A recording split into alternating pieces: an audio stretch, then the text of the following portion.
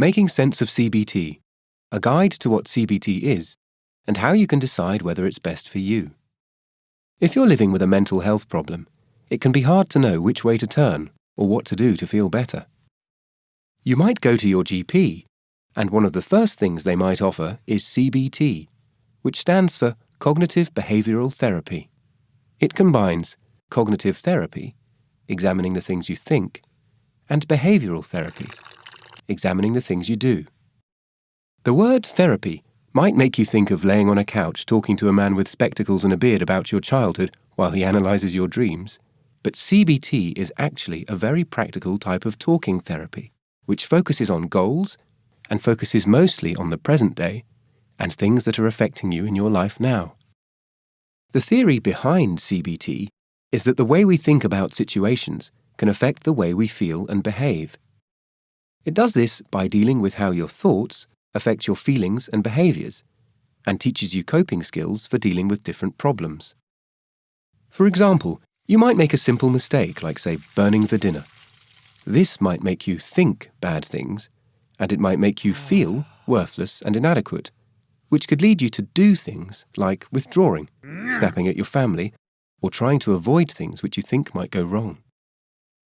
Or perhaps you've been invited out for drinks with some friends, and you start thinking negative things. This might make you feel anxious and scared, which might make you do something like saying no to the invite, avoiding your friends completely, or using drink and drugs to cope with the situation. Over time, whether it's years, weeks, or months, this cycle of thoughts, feelings, and behaviors may have happened so many times it's become like a habit. You start avoiding situations more and more, or automatically blame yourself if something goes wrong. And the more you do these things, the worse it can get.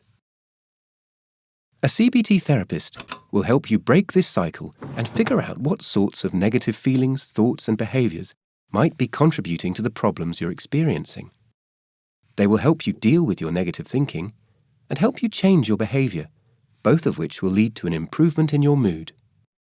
CBT can be helpful for people with nearly every diagnosis you can think of, and can be delivered through one-on-one sessions, in groups, self-help books, online, or through a CD-ROM.